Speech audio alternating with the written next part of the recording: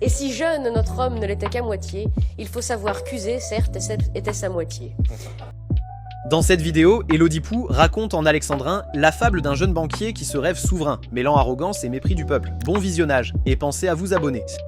Et je crois qu'Élodie a une petite fable, enfin quelque chose. Une longue, elle fait 2h30 environ. Allez, Mais on est en direct alors. allez-y. Que je peux. Ça s'appelle Le Pan, l'Autruche et les Poulets. Très bien.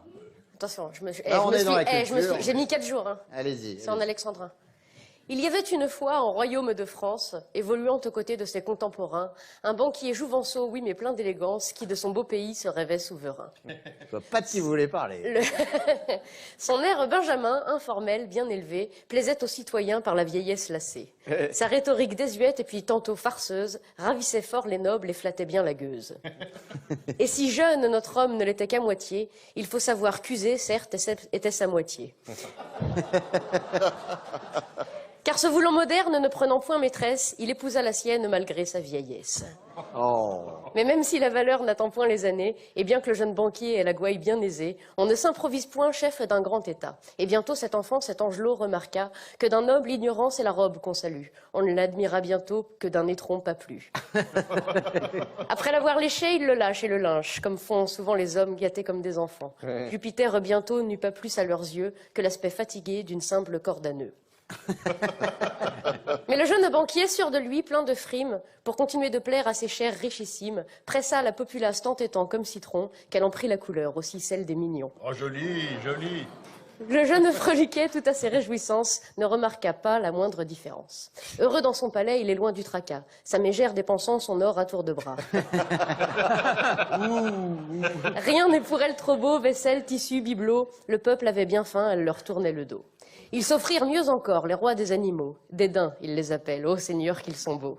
Et pendant que le peuple assemblé dans les rues, vers son précieux palais plein de rage se rue, notre jeune banquier à l'ego invincible, qui de la bourse des pauvres s'était fait une cible, refuse encore d'entendre le grondement sonore, comme celui d'une rivière quand de son lit elle sort. Aucun barrage n'y fait si elle est bien dehors. Et les poussins alors se mettent à crier, empêchant les puissants dans leur couche de ronfler. Mon roi, faites les taire, par pitié, muselez-les. Ils meurent de faim, ils crient et nos nuits sont gâchées. Ô sire, regardez-les, leur piètre éducation ne leur sert même pas à crever sans un son. Mourez chichement, dites, et mettez la sourdine. Leur râle, lorsqu'ils trépassent, c'est une porte qui couine. Ils sont là, ils se tordent, comme ils sont ridicules. Ces illettrés ignobles dans la boue gesticulent. Ah, il m'attendait à une autre ligne. C'est pas grave, c'est pas grave. Une autre fois. Mes amis, n'ayez crainte, leur répond le rusé. Il leur arrive parfois un peu fort d'aboyer. Mais ce sont mes moutons, mes agneaux, mon troupeau. Ils finiront de même par rentrer bien au chaud.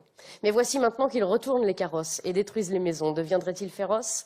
Alors le grand seigneur, dans une allocution, le dos bien droit tendu comme une institution, les deux mains pleines de doigts bien à plat sur la table, leur jeta quelques miettes avec un air aimable, croyant en faisant taire leur petit estomac, calmer aussi la rage dans leur cœur scélérat.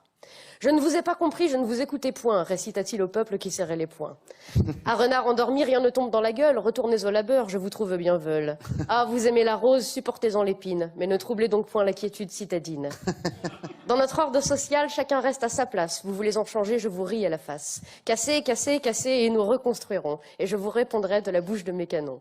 Vous voulez un discours, je peux en écrire 100, je peux même faire en sorte que vous m'aimiez quand je mens. Je vous endormirai à grands coups d'entourloupe, car c'est toute une armée que je garde sous ma coupe. Vous vous fatiguerez et rentrerez au champ, bien avant que je tremble, pauvre petite Jean. Il est vrai que le pan peut oser faire l'autruche, se pavaner gaiement tout en gâtant sa cruche.